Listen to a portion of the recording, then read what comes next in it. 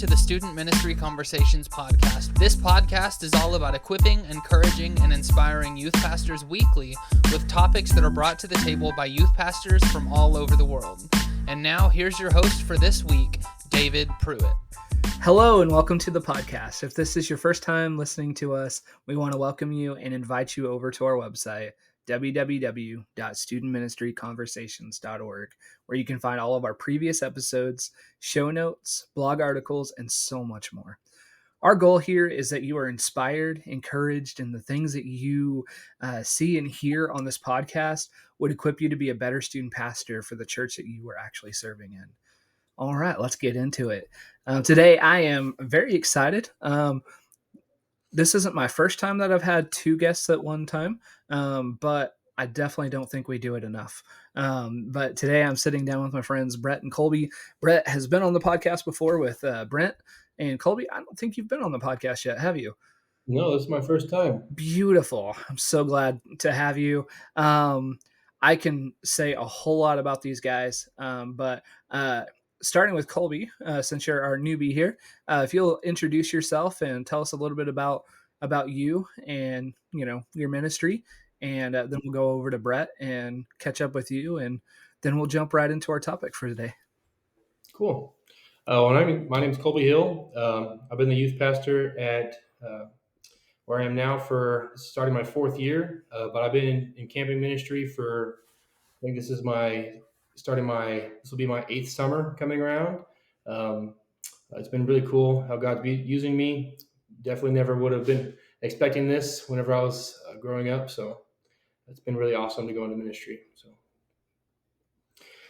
is there anything else that y'all typically want to know for this?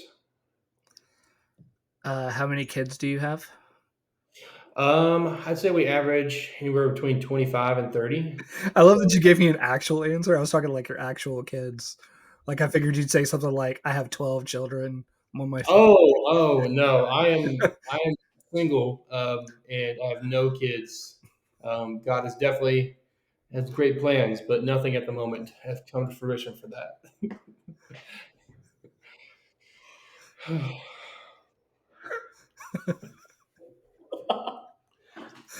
Totally derailed this conversation. My bad. Oh man. All right, go ahead, Brett. All right. My name is Brett Patterson. I'm from Stanford, Texas, and that is where I currently work as well. I work at the church that I grew up in at St. John's Methodist Church there in Stanford, and I'm the youth director and children's director over there, and I also do some substitute teaching, teach some guitar lessons. I gig on the side for kind of I guess they call it Texas country music, and so I have my hands in a lot of different areas. But my main passion is the youth, and I'm also a part-time Catholic. And Brent, you can feel free to cut this out. So I actually have 11 kids of my own. Oh man. Brent officially hates us. All the editing before 4 minutes, and then we got it all out of our system, right? All right. So let's get right into it. So today our conversation has kind of shifted a little bit, as I was telling the guys earlier. Really wanted to focus on the idea of collaborative youth ministry. And when I initially pitched the idea to these guys, I wanted to go off of kind of the relationship that we have together. We do a ministry called Connected, and we'll get into that and what that is, and where that kind of came from, and the heart behind it and why we continue to do it. But before we get into that, I wanted to kind of zoom in just a little bit to the local church context, because I think there's a general sense that we as youth pastors should be working with other churches in our area. Things like FCA, See You at the Pole, Fields of Faith, and so many other collaborative events that we do throughout the year certainly lend well to us working together if there's a good ministerial alliance in your town. I know that's not always the case for everybody. But I do think that it's important to think through and to consider.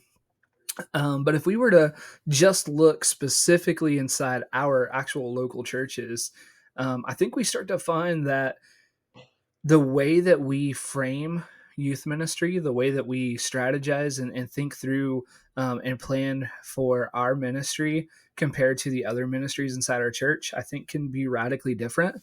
And there's a lot of jokes that go with that as well. But overall, I want to take a second just to look at our local church level and how we actually collaborate our ministry with the other ministries inside our church. So I guess to sort of frame this, the typical church has a children's ministry, a youth ministry, hopefully like a young adult ministry, and then maybe a senior adult ministry. Maybe it's broken into like ladies and men's group, that kind of thing. And so I think just about every church has some level of that. I mean, I know some of them certainly are maybe more on the older side, and it might just be men and women and a few kids and stuff, and that's okay too, wherever your context is. But how do we do a good job of collaborating with the other ministries? And so my first question, I guess let's kick it off right there. In y'all's neck of the woods in Clyde and Stanford, we're all pretty much in the same area. And so our churches are pretty similar overall. But what does it look like for you guys as y'all kind of collaborate your youth ministry with the other ministries inside your church? You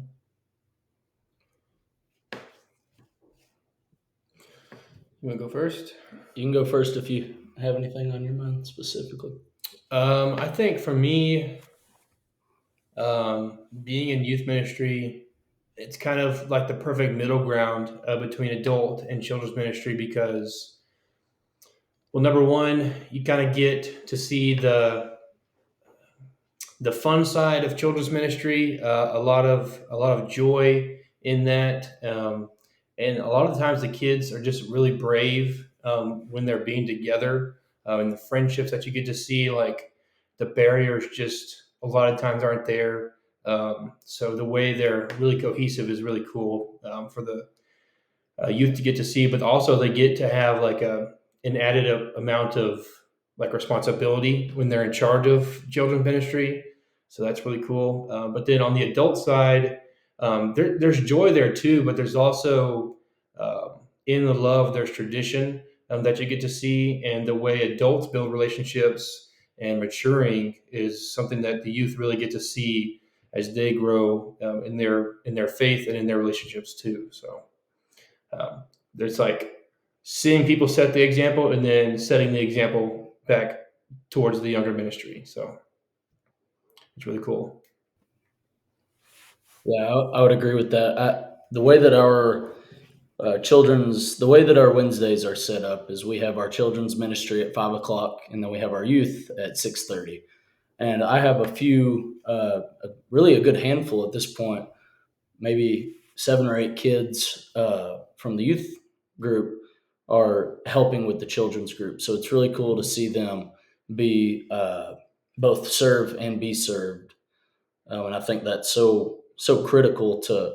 I mean, that's what we're called to do. To me, we're called to be the body of Christ, and I think of that specifically as a heart that has blood pumping into it so that it can pump blood out of it. And a heart is not practical unless it is having blood pumped into it and pumping blood out of it. So I think that's been really cool to get to see kids and kids that went to the children's group at one point in their life, and they understand how important that ministry is, and they understand how important it is to learn about God, even if it's the basics at that age, and they see the fruits of that ministry. And now they get to pour into that themselves as they're currently being poured into at youth group, and seeing that with the adults as well, adults that are serving and the joy that the kids bring at the children's group and at the youth group, and seeing adults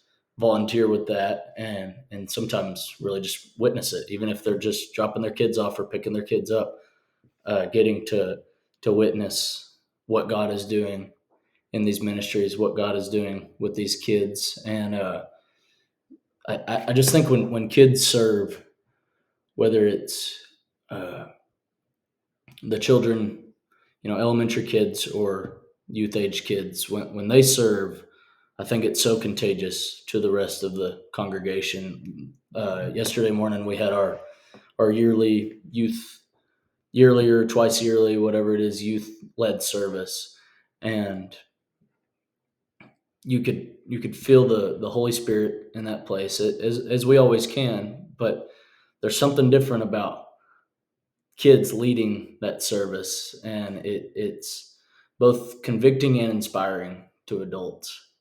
I think that's it's a really neat thing, and it just proves that the adults need the kids need the youth kids need the adults, and it's a cycle that keeps on going, and it really is the body of Christ that takes all of us, and it's incomplete if you don't have all of those pieces working.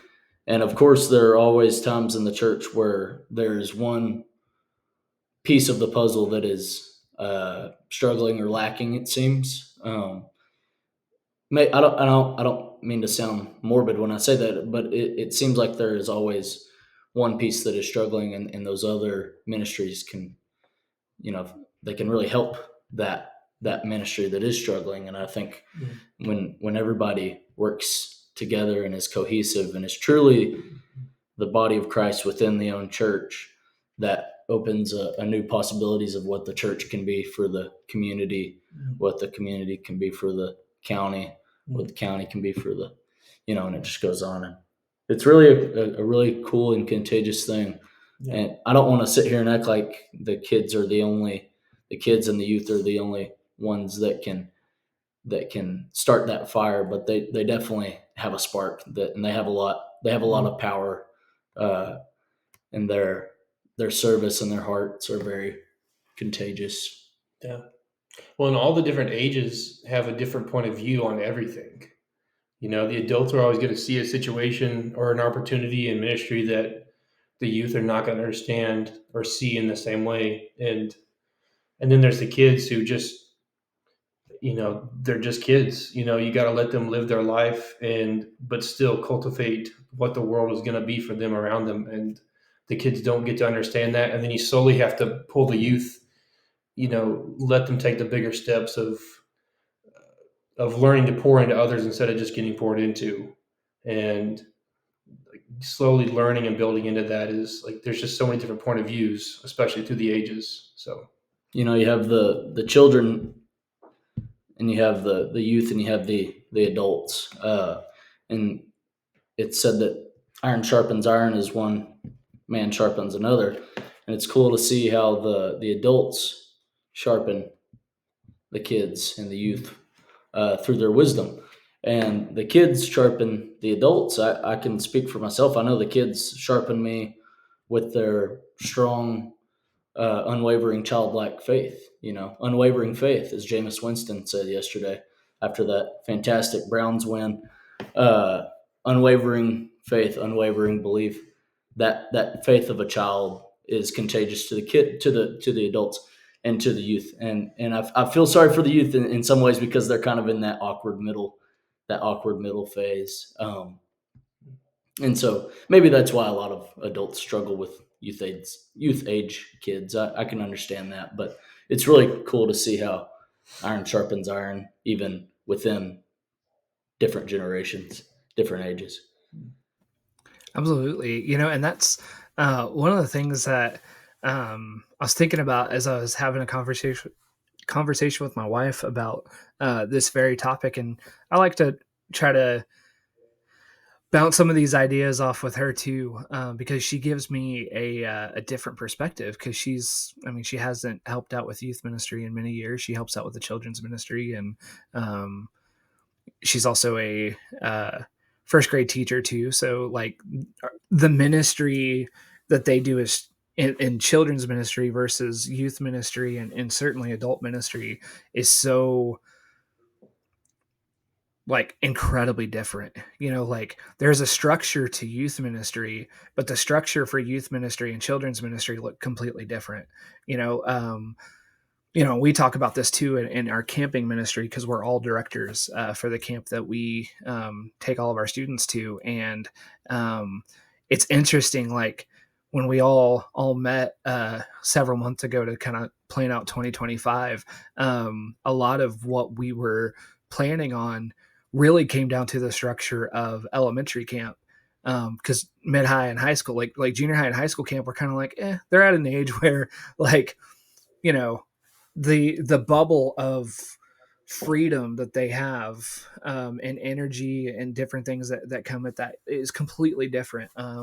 And in the way that we approach it, children's ministry is in a lot of ways, if you really think about it, children's ministry is structured in the same level of tradition as adult ministry would be, in the sense that adult ministry, especially senior adults, the way that church looks for senior adults and older adults is pretty much the same as it's always been, right? Now there are certain aspects of church that have changed, but the same thing for kids ministry. Like some of the songs that kids ministry sings are the same songs that I sing when I was a kid, and the same song that our parents sang when they were kids, because they work.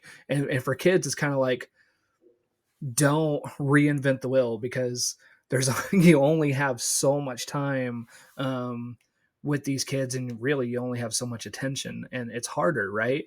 And so I feel like children's ministry and adult ministry are almost mirror in the way that they structure traditionally, where youth ministry is I'd call it an ever revolving door that seems like the rules change every other second. I was going to say every other day, but it's changing even faster. I think about how much youth ministry has changed just since I started.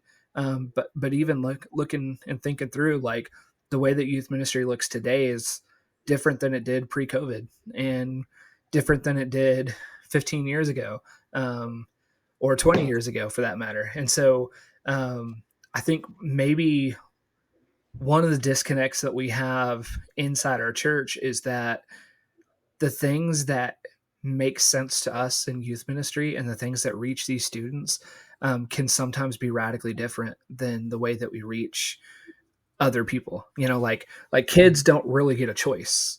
They go where their parents tell them to go, and it's not a situation where they're like, hey, mom and dad, like, I really want to go to this church. So this is the church I want to go to, and this is where I'm going to go. And parents are kind of like, cool, awesome. When you've got a 2-year-old, 3-year-old, 4-year-old, if your kid is going to that place, you're there too, for the most part. I know that's not always true. We certainly know there's a lot of nuance in that, but when they get to youth age, well, my girlfriend's church, or my boyfriend goes here, or my friend goes here, or they're giving away an iPad, or they're doing whatever. And so these students, they go to all kinds of different churches and all kinds of different beliefs. And sometimes they will tell you they belong to 4 different churches. So we have to think youth ministry quite a bit differently. And so I think it's an interesting thing where our focus is entirely different. And I think if we can find ways to communicate that to the other, not just our staff, but to our leaders inside our church, help them understand like the way that we see and handle and structure youth ministry has to be different because these students are different.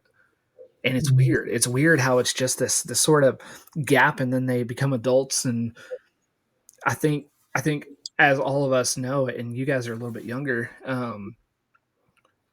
you become an adult, and all of a sudden there's kind of a switch mindset, especially as you get closer to being like out of college, if you go to college, and stuff like that. There's sort of a switch where you go, okay, it's time for me to grow up.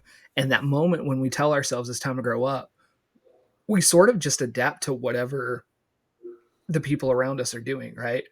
But youth ministry is different in that sense. So, so I guess the last thing I'll say on this particular topic before we kind of get into what I really wanted to get into as far as like zooming outside of our local church, is a book called Generational Leadership. It's by Dr. Lucas Lays.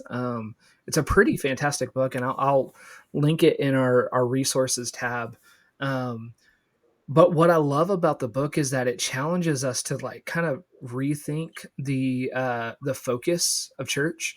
And one of the things he talks about is that adults have really been the primary focus of the church for really hundreds of years, because the church is founded on adults that can pay, right? Like the adults that can tithe, that's where the focus has to be. And so if you have 10 people who give, you know, Ubers of thousands of dollars, the church tends to focus on what that, you know, what those people want. Right, wrong, or indifferent. That's, you know, a lot of us are in those situations. And I'm not bashing that by any means, because, you know, when somebody does give, you do want to honor that gift. But at the same time, like how do we sort of shift the focus away from just focusing on the people who give the most and understanding that the person who gives $5 or $10 or nothing at all, but all they can give is the fact that they're there and they're willing to help clean a table after a meal, that is just as important. Or a kid who shows up and just sings because that's what they love, you know, or they want to pray over the meal, you know, or whatever it is. Everyone's got an opportunity to give. And so if we shifted our focus away from just the people that pay the most or have been in the church for a long time or led the church for a long time, and we start using that influence, as you guys were talking about, to mold the next generation, then I think we're going to start winning more. And I feel like you guys kind of nailed it. Kids and youth bring an energy that is contagious.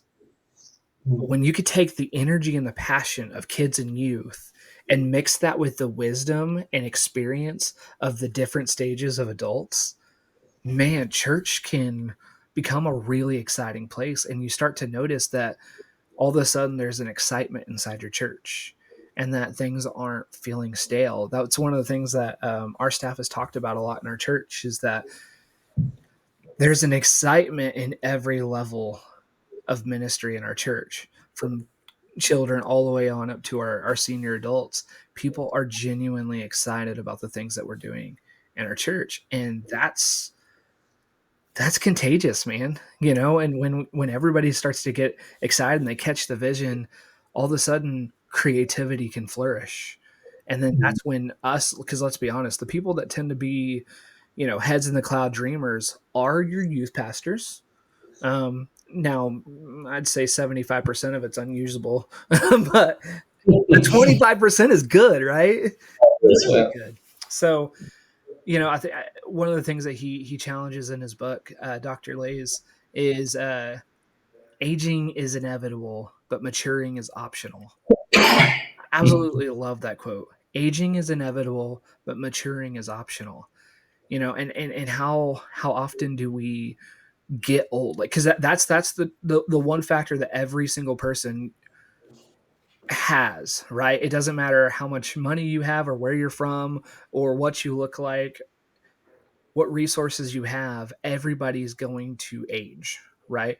Whatever that number happens to be when your time is up, everybody's going to get a little bit older, but not everybody comes to a place of maturing. And when the body of Christ can come together and we can collaborate with our students, then there's a maturing on both ends. Because the truth is, and I think all of us know this in our opportunities to be mentored and to mentor our students, is that when we are, say we're mentoring a student one-on-one, or, you know, we have like a group of students that we're mentoring, we get just as much as they do.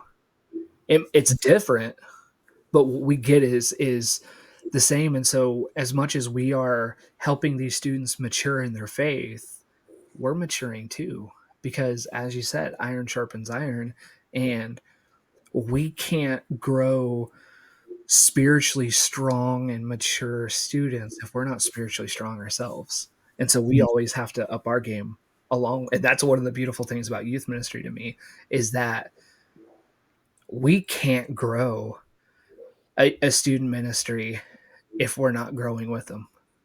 Mm-hmm. You start to find youth ministry stagnating when we start to stagnate, when us as leaders stagnate. And so I think it's an interesting thing. Yeah. You can't help to plant seeds if you're not bearing fruit in order to plant the seeds. Yeah. If you yourself aren't growing, then how can you expect anything else to be planted?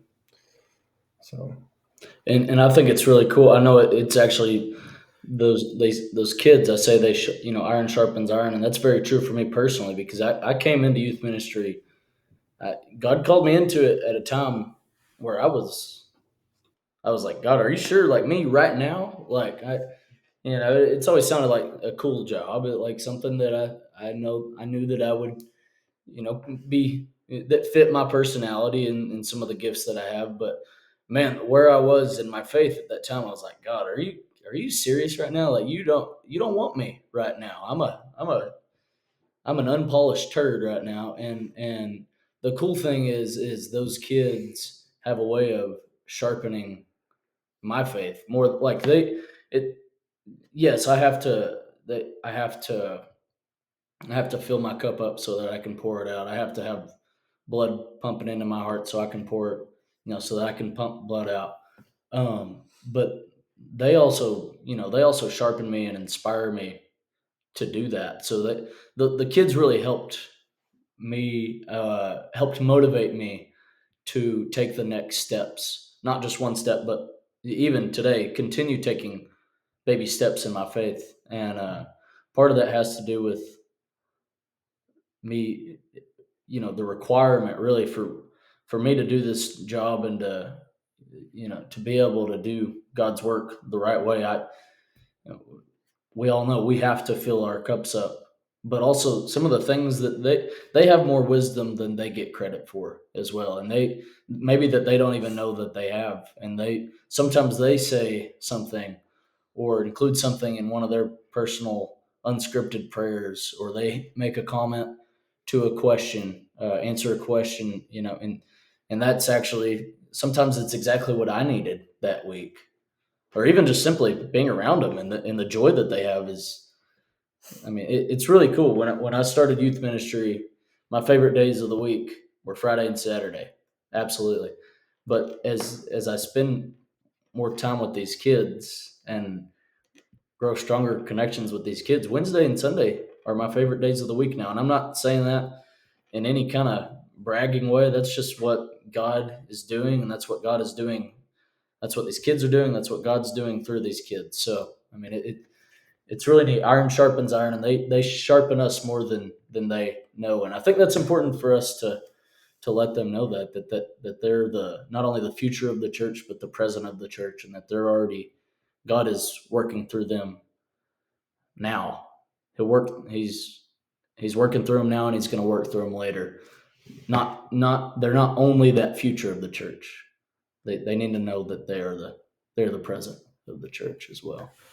Right. And I think that's why it is so important for us to remember that our main job, outside of making sure they know that Jesus loves them, is to equip them to serve. And that's one of the things, like Brett and I do a worship breakout at camp every year, and they've looked differently throughout the years, really depending on our mood, more than anything. But the thing that is always consistent as we talk with our students is understanding that, like, there is a place for every single one of them to serve. And one of my favorite examples that we do, and by all means, if you're listening to this, steal the tar out of this, because I think every church should be doing this. But like, what we like to do is Brett or I will start playing a worship song, and we will make sure that there's no like lyrics on the screen, no media, and we'll ask them to sing along.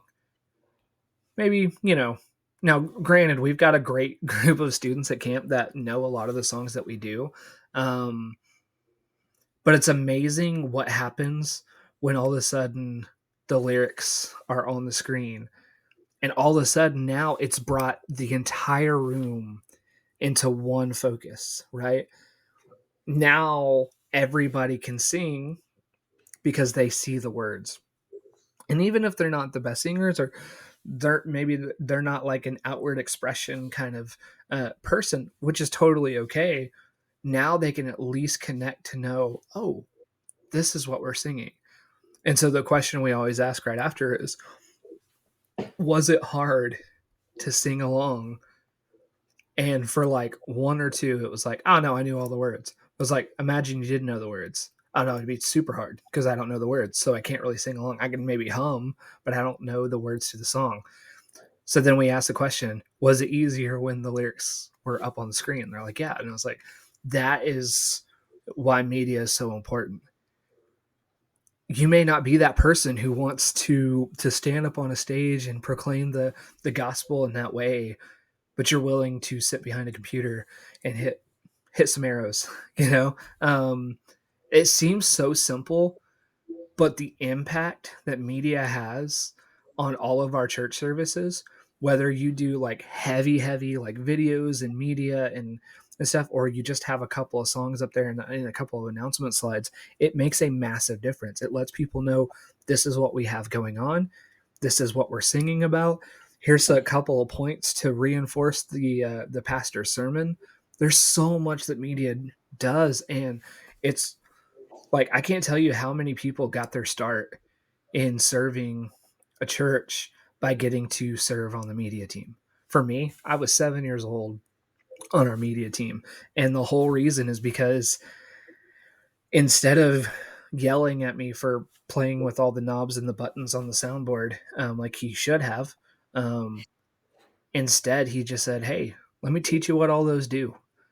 And he taught me what they did, and he showed me how to run the lyrics. And before long, I was sitting back there running sound and media, singing, and I was just kind of singing along to one of the songs that they were doing, and the choir director had come back to ask for something and heard me singing and was like, wow, you're a really good singer. I was like, well, thank you. That's really kind of maybe 10 years old or something. And he was like, you should consider coming up here and singing. And I was like, no, I'm good.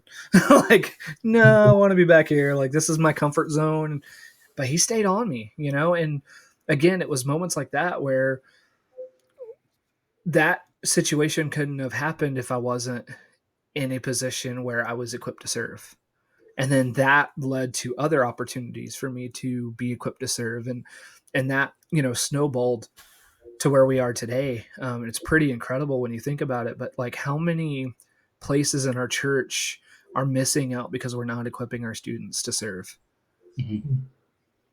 I think it's something I have to consider. Yeah. It is. It's really cool, David. You think about that, the spark that created. That simple spark of you just joshing around on those buttons, that turned in, through time, into a career. And a great career at that. And David, you're hosting this podcast now where we get to talk about this stuff. That spark, that simple spark, and it's so cool. We're so blessed to get to be in the positions that we are. And we're blessed to get to do it professionally, which is really, really awesome. To where serving is, part of our, I hate to say job, but it's part of our job. It's our vocation, I guess you could say. And that's a blessing. I don't say that, I don't mean job in a derogatory way, but like I think of it as our responsibility and our honor and our privilege to get to create that spark in those kids.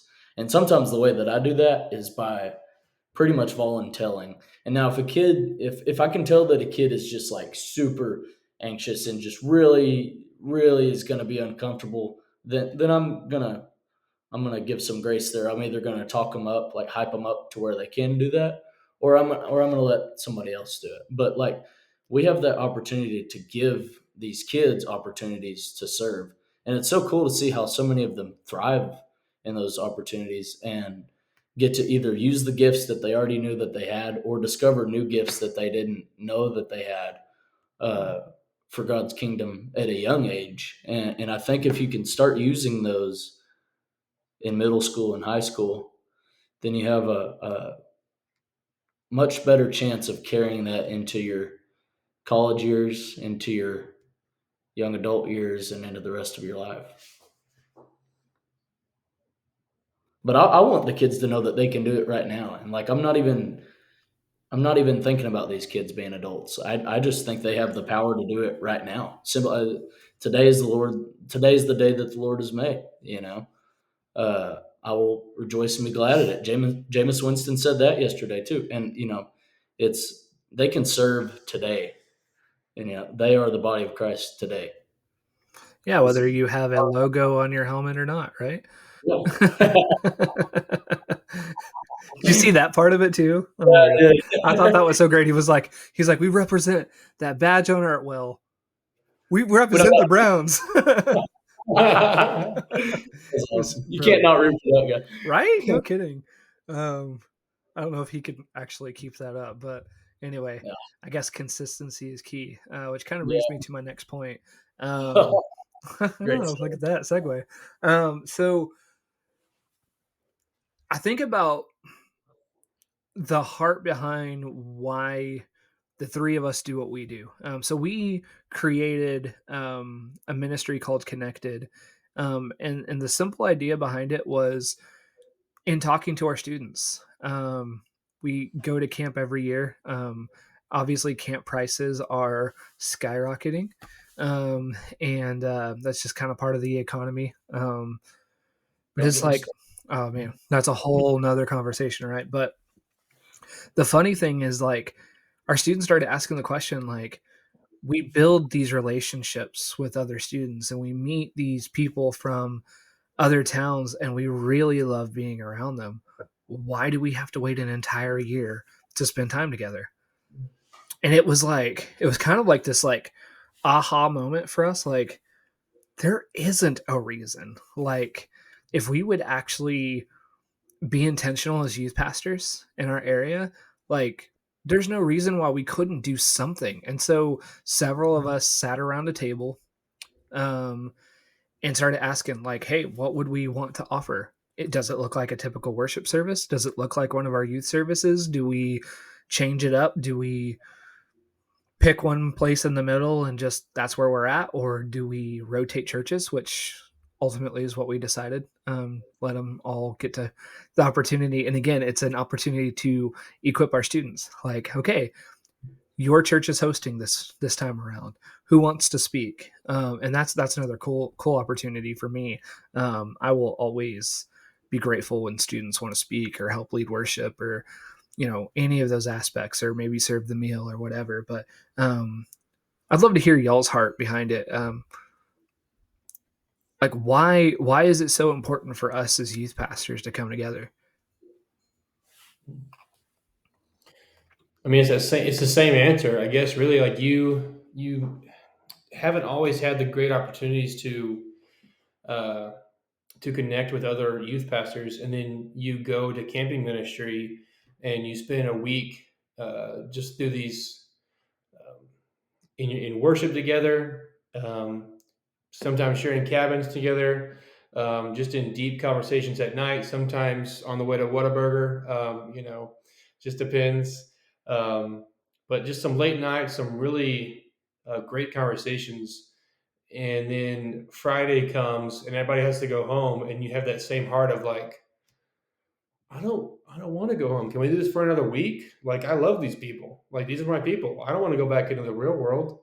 And so, like, the idea that like that can be the real world, like getting together with those people that God wants you to be around more often, the people that you're more alike with in spirit, and maybe our personalities aren't all the same, but our love for God and love for kids and people is the same. And so just giving ourselves the opportunity to make those relationships that you have at camp an all the time thing, a real world thing. It doesn't have to just be 1 week out of the year, it doesn't have to be like that, you know, it made me think of that, whenever you finally get adult money and you have a job and you have cake for supper that one time and you're like, yeah, I'm an adult. I get to do, and then it's kind of like that. Like you get to, it's like, wow, we can do this throughout the year. This is what we're supposed to be doing. Like, look at the joy it is being around these people. Why have we not been doing this all along? Why are we restraining ourselves to 1 week? Like it just, and like the way our different personalities and the way our different brains come together and just the conversations, it's just an amazing thing. So I think that's my brain on it. I agree. It's just, I mean, simply put, I want to see as a counselor. I was the same way as a camper as I am as a counselor. I don't want to see y'all once a year. So part of it is we wanted to hang out, to be quite honest, and that's not a bad thing. And if we're feeling that way as adults, we know that our kids are feeling the same way too, and it's just really cool. Like you said, Colby, like we have the power to make that happen now. Yeah. Why wasn't this happening for years and years? And it's always so cup filling too. Just to, at the very least, just see the fellas. Just get together and have a good time. But we try to do a lot of different things. Like it's a good 2 or 3 hour deal, so you have time to. You can't do everything that you would do at camp, obviously, but you can. I like the way that camp is structured because you have food, you have games, or even just simply hanging out, rec time or free time, whatever. You have worship, and you have a word, and all of those are fruitful, and that's how I try to design my average youth on a Wednesday night, and that's kind of how we try to design our connected group meetings as well, because all of those bring fruit from just hanging out. And last time we had it at First Methodist in Clyde, there was a solid, I mean, correct me here if I'm wrong, but hour and a half of just playing 9 square, everybody together.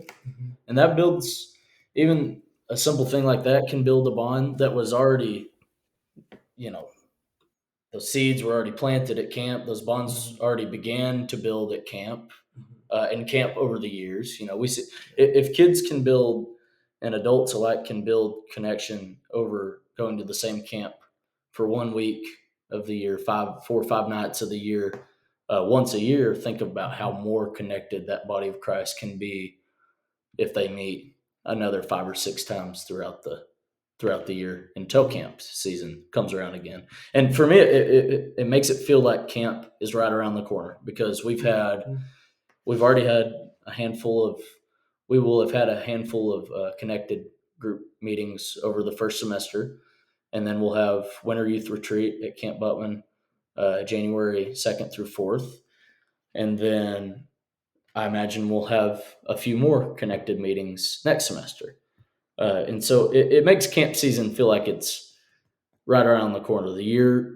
We're having more fun. We're being more intentional, and we're getting used to the process of it.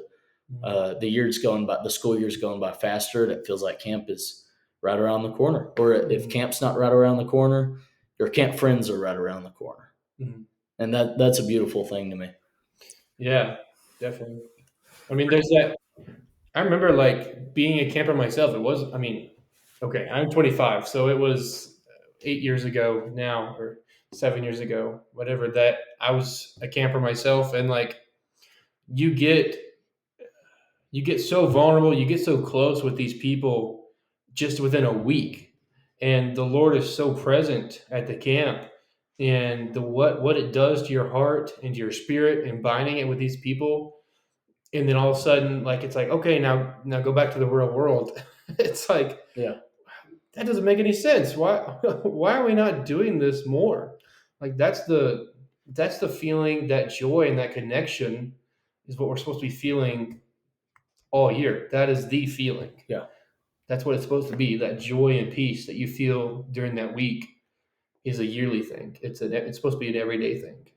And the people in your small group and the close friends that you make at camp, for counselor, co-counselors and co-campers alike. I hate to use the term trauma bond, but you almost trauma bond in a sense that you just have this really powerful experience, vulnerable experience together that you might not have, I hope you do, but you might not have it at any other week of the year. Um, and so it's just not the same. You haven't been through those things and those experiences and that vulnerability and that compact amount of time with no distractions, I'll add, like you have your camp buddies.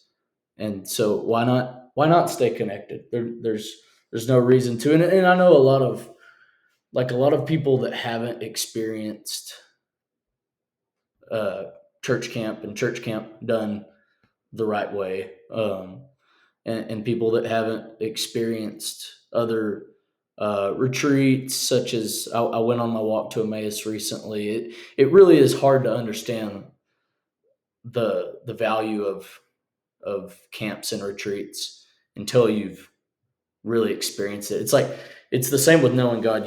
It's one thing to know of God, but to really know God, like you have had that experience with God, which is what you have at camp and retreats and Emmaus and things like that. Like you don't understand how valuable those ministries are until you experience them.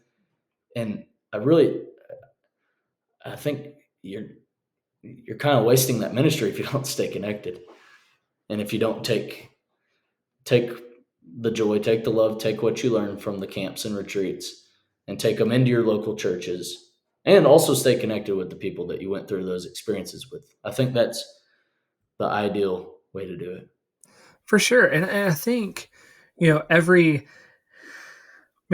always funny that first day of camp, just looking at the difference since we've started connected, and before, because I'm a big metrics guy, and every single first day, it's like, well, last year at camp, I was really on fire for God, and God did all these things for me, and then I got back home, and things got hard, and I just felt like super tempted, and I started. I drifted in my relationship with God, so I'm hoping to reconnect to God. And then the next year they do the same thing, and the next year they do the same thing, and it's just like the thing that we're missing is an opportunity to bring these students together and say, listen, God is doing something in your life, and I don't want to see you lose that. I don't want to see you miss out on the incredible things that God is calling you to do. And the way that we continue is that we've got to stay connected, and we've got to continue to hold each other accountable. And I truly believe our students do that so well. And I've seen the difference just in our time of coming together. And the funny thing about it is, like, when I've talked about what we do, a lot of the questions I get is like, so for you guys as youth pastors, how do you lay down your differences? And I was like, well, granted, for now, we're odd in the sense that the things that our churches do are so incredibly similar, because we are in a system where our churches have kind of the same theology in a different town. The other side of it is, because we're all in different towns, we're not really competing with each other in any way, which is also kind of a beautiful thing. I understand that, like, there's a certain level of privilege that comes with what we get to do, and I don't think that can be understated. Like, the collaboration that we have together through all these different churches that go to our camp, it truly is a family, and we're all like on the same team. And there's not like a sense of like, oh, well, this church has more youth, so they're more important or better. Nope. There are friends in Abilene. There are friends in Stanford or Clyde or Sweetwater or Snyder or Lubbock or Lamesa, or, name any one of the towns in our surrounding area. We don't have competition mindset, which is a beautiful thing. So I would say if we're talking practical here, we have to lay that down first. If you're trying to set up collaboration with other youth pastors in your local setting, that means quite literally eating some humble pie and saying the end goal here is that the students of our town would know Jesus. And how do we best do that? Together. And so we are really privileged and honored to have that not be a barrier for us, which is beautiful. But then the other side of it, because we don't have those barriers, we can just simply ask ourselves, what do our students need? And when we did our last Connected in Clyde, it was kind of funny. We all got there, and of course, us, our students gravitated towards each other, and then we gravitated to each other. And the beautiful thing is we didn't have to over program, if that makes sense. So like our students already love each other. We don't have to say, okay, this is what we're going to do and have to like necessarily check off a few boxes. At the end of the day, our job is to bring our students together and watch them do their thing. So in a sense, we get to kind of facilitate until we get into our worship time. But just let our students do what they want to do, which ultimately comes down to we're intentional. That first hour is just fun and fellowship because they don't get to see each other very often. And so if they only get to see each other once every month or every other month, then we would be crazy just to say, all right, let's get started. It's like, oh, okay, well, I guess we'll talk afterwards. Oh, well, we got to rush back because, it, for one of us, it's going to be an hour and a half, depending on who had to travel the farthest. And so we do have to be mindful of getting kids back home on a school night, but that's probably the biggest thing for us is like, if you can lay down your pride. And I know that is hard when you start talking about denominational lines. Sometimes theology is just so radically different that it becomes more challenging. We're fortunate that we all have the same theology. But if you can lay that down and allow the students, it goes back to that kind of equipping the students to be themselves and to lead. We didn't necessarily plan to play 9 square for a long time, but a few students were playing. I think it was a few of mine that didn't get to play for a while. And so they were all playing. And then, Stanford came in and Clyde came in. And as more of the Clyde students were getting off work and stuff, it just became this big, huge thing. And it was really cool to watch, and then when it was time to eat, everybody like gathered their chairs together. We didn't have to facilitate that. We didn't have to say it. They all literally just formed a giant circle. We didn't have to do anything. We just get love on. And it didn't feel so awkward. No. That's the thing about camp. When I was a camper, you see your camp friends, at least the first and second year that I went, you get real close with these spanking brand new friends, and then you don't see them again for a year, and then it's awkward on Monday, and it's a little bit awkward on Tuesday. By Tuesday night, you're close again. Tuesday, Wednesday, Thursday go by like that, and Friday rolls around, and you kind of repeat, and it gets a little bit better as you have vehicle, as you get to get your license and stuff. But we never had a facilitated like intentional thing like Connected to where we were going to see our camp friends in a worship setting, in a, like I saw some of my camp friends where we would meet, at each other's house, and that's a little bit different. We go to the lake, that's a little bit different, or meet and go watch a movie in Abilene, that's a little different. But this is designed to for people who, like you said, Colby, might have different personalities, but are in love with the same God, and are kin in spirit, and it's designed for them to go and kind of do the camp thing, even if it's just for 3 hours. And so by the time camp rolls around, it's not so awkward. There's not so much awkward silence and small talk that is involved. I mean, Monday's always going to be a little bit like that, but it's not so much because we you saw these people a month or two ago and worship with them, and so you're building more connections and more experiences with them. And I would even point out, like, now I can't necessarily say because we were intentional to bring our students together that it made camp better. But the thing that we noticed, and I think Colby was the first person to really say it out loud, was at high school camp, like, there was no awkward Monday worship. We got in and they were like gung ho from the start. And like, that first night felt like the last night of worship. And each night the only complaint we ended up getting when it was all said and done is they were so intentional with worship that we were going past midnight every single night. And so for some of our students that aren't used to that, it was like, oh man, I'm exhausted. Like, and then I have to get up at 8 o'clock in the morning, like when we didn't get back to our cabins until 1 or 2.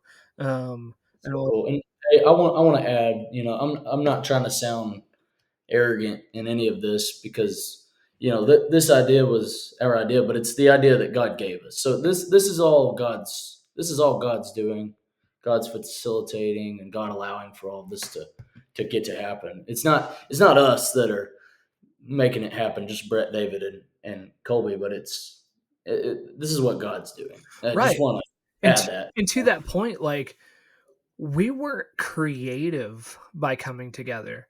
We heard our students say, why do we have to wait? And then we go, you know what? There's no reason to have to wait. And, Right. and I think the important thing too, and we set this from day one, is that outside of the host church and like some gas to get to each other's churches, this is totally free. And the other like, if you're thinking about like trying to pitch this in your area, one thing to consider is like if you can make it free outside of like providing a meal, and you don't even have to provide a meal. We do because we like to eat. But we wouldn't necessarily have to, and our students would still show up whether we had food or not. They would. Mhm. I mean, it's a nice thing to be able to do, and we're blessed in our churches to be able to provide. But I mean, talk about collaboration inside your church. If you said, hey, we've got 2 to 3 youth groups that are coming together at our church, we have the opportunity to host all these other youth groups. It's going to be a really cool opportunity. You put that out on a Sunday morning to your Sunday school classes and say, hey, we really need some people to volunteer to put together a meal for 30 to 100 students. They're like, oh, really? What are y'all doing? And when I've talked with our church, both when I was in Snyder and now that I'm in Sweetwater, they were like, I've never heard of youth ministries coming together like this. And I'm like, and that's why it's important. But like you said, like, it wasn't some stroke of genius for us. It was that we were willing to listen to the needs of our students and then provide what they needed, equip them in that way. And that's really what happens. And that's how collaboration can happen. Because like I said, for us to do this, you may not have a huge youth budget where you're at. You may not be able to afford to feed, more than just your few students. But I bet if you put it out there to a Sunday school class and said, hey, we really need to provide a meal because this is important for our students to grow, a Sunday school class will step up. If not a couple that goes, I don't cook, but here's $500. Do what you want to do, like that kind of thing. Every church has got, someone who's willing to step up, but that gives you an opportunity to collaborate inside your church and say, hey, here's what we have going. Here's what this is why we do it. Always make sure that you have the why in mind, because it's easy for us. Like I said, in youth ministry, it's all about flexibility. We made a joke before we started. It's like, okay, all right, I need to go to the store. I need to buy spaghetti noodles and gummy bears and marshmallows. And your leadership might be looking at you, especially the older ones, like, for what? Like, how does that go together? Because you can build a tower. Well, why would you build a tower? Teamwork. Huh? Like, it may not totally make sense, like, why we do what we do, but when we can bring the rest of our church into what we're doing and start collaborating with those other ministries, with those, I think you start to find that your church wants to back you because they start to see, whoa, there's something different about this youth ministry in our church. And if I'm not supporting it, I should be. Like maybe I don't feel like God has equipped me to be a leader, like showing up every week, but I do have the resources and I would love to contribute in that way. Or I don't mind driving a bus or a van or whatever, or fill in the blank. Like, I'm happy to do this, or I'm happy to cook, or whatever it might be. But we start winning when we start working together as a church. And then again, that, like we talked about in the beginning, is the body of Christ comes together and iron sharpens iron. And we are better. Our students are better because they get to be together. We as youth leaders get refreshed because we're with like-minded people who get us. And even on the hard times where it's like, man, I'm just really struggling because youth ministry right now is really, really hard. And I just need that encouragement, having other youth pastors around that goes, hey, guess what? I'm in the same boat. Okay, I'm not alone in this. That's a win for you. That's a win for your students. And that's a win for your church. And that season of collaboration can make everyone better. And if we can find a way to make everyone better, you will win. Wherever you are in your current church situation, start somewhere. But that, for us, it just simply came down to listening to our students and providing a safe place for them to come and worship. And we're seeing the fruits of that inside our church and certainly inside our camp ministry. And then the other side of it, another awesome win is you have that student that you've been encouraging to go to camp for 4 years, and they just don't want to because of XYZ, or they're scared, or they don't know anybody. They're like, that's the beautiful thing about this is, like, they're like, I don't want to pay all this money. Like, what if I don't love it? Like, what if I don't make any friends? What if well, guess what? I've got this free thing called Connected, and all you got to do is show up. Show up, get free food. Just give it a shot. Maybe those people aren't as weird as you think. Maybe they're not as scary as you think. And I've actually had some students that showed up to a Connected and was like, okay, I'm in. I'm going to be at camp this year. Awesome. That's a huge win. Yeah, it is.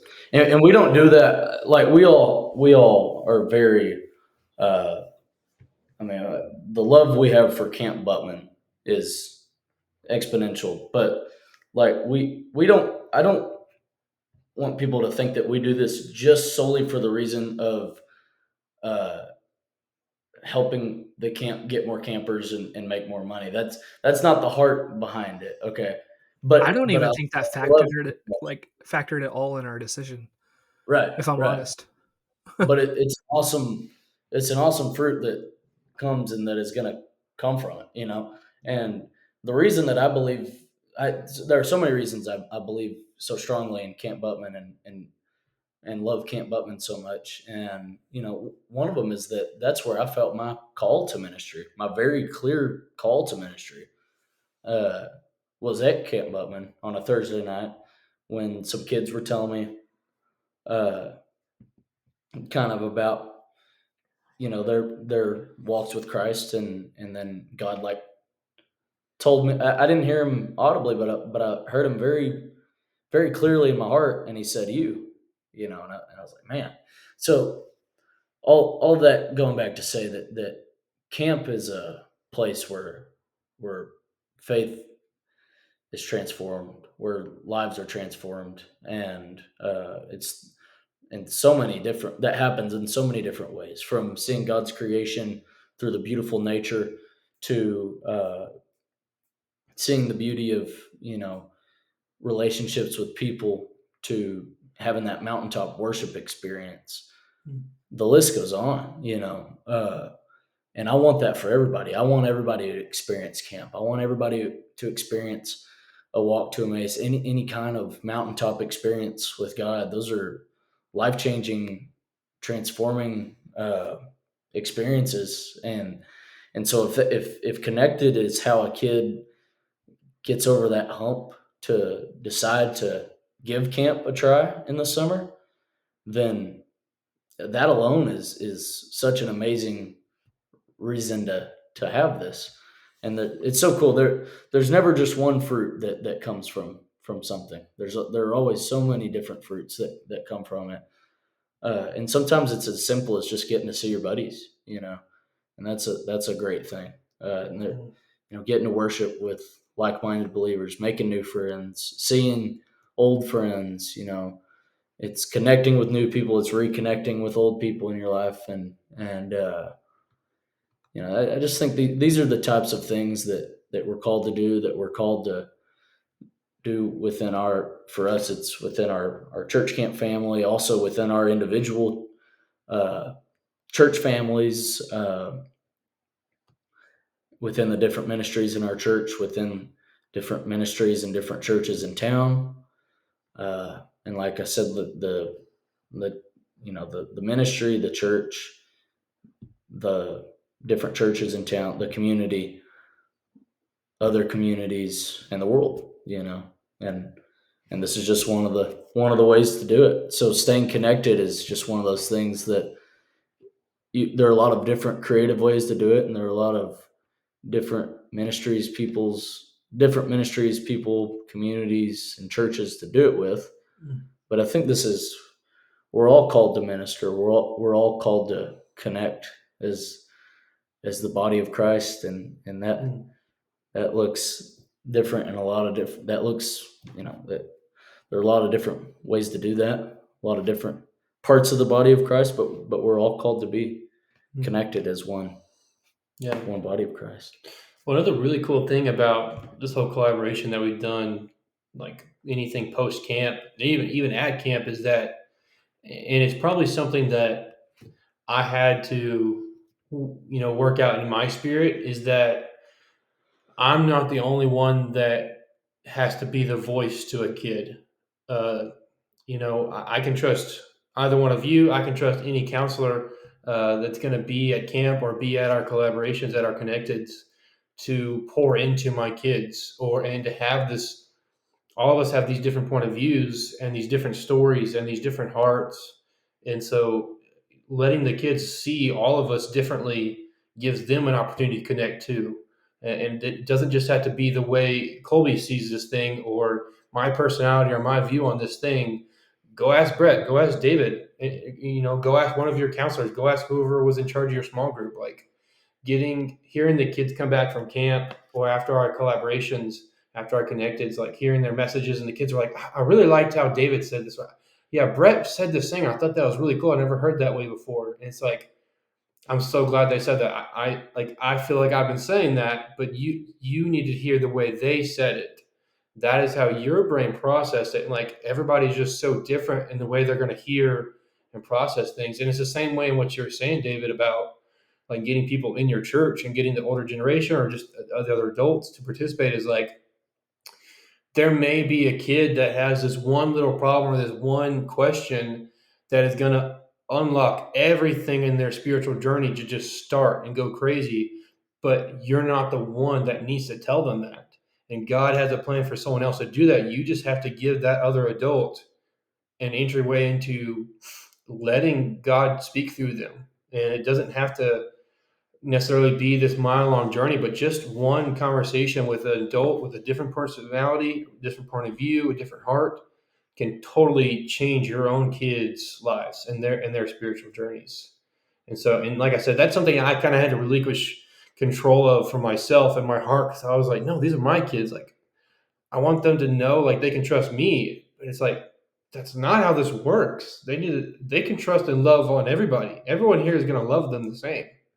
And like, no one here is out to hurt them. Everyone here is a voice and a heart from God. And so like letting them just go and be a part and just hear from everybody else is a really great collaboration too.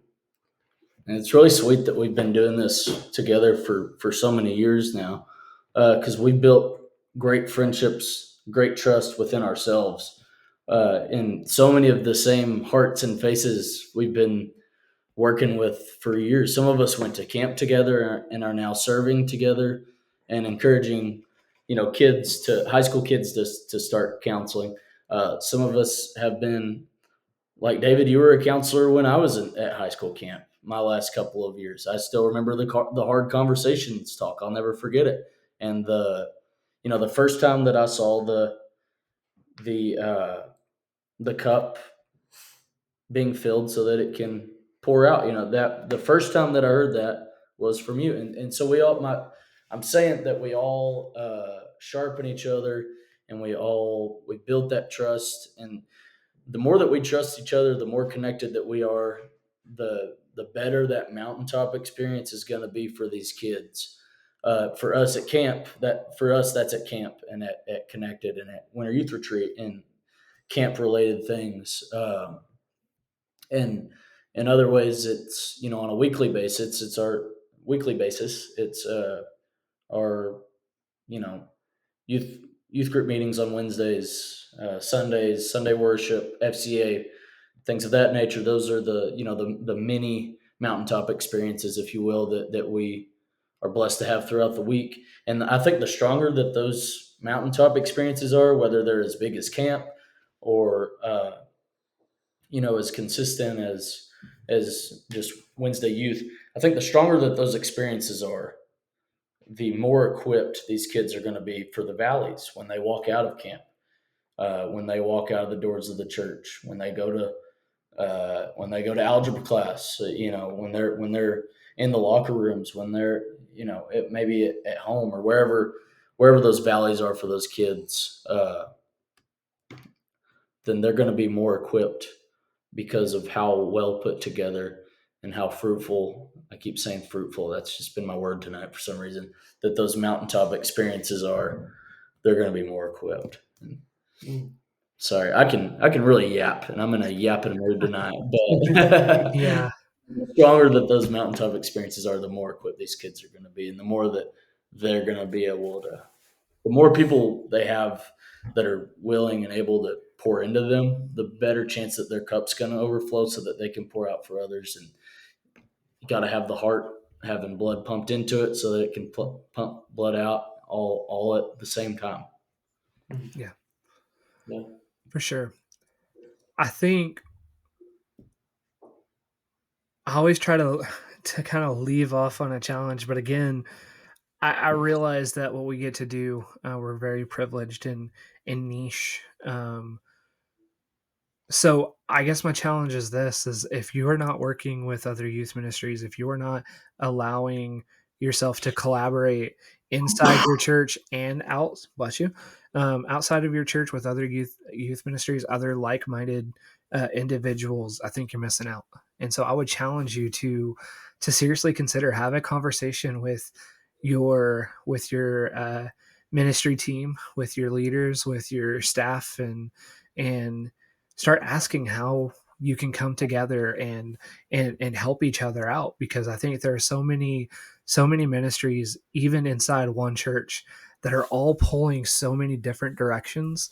I think sometimes like we can sort of fall into the trap of just sort of staying in our own lane and never really checking the lanes beside us and around us, and where's our church going, and are we all going together? Where, how are things going for our town and our surrounding towns and areas and stuff, and how can I be better? How can I better equip our students? And if we can have those conversations, maybe something organic. It doesn't have to look like what we do by any means, but listen to your students and what they're telling you, because you never know what kind of diamond in the rough is just waiting if you would just take the time to listen to the needs of your students.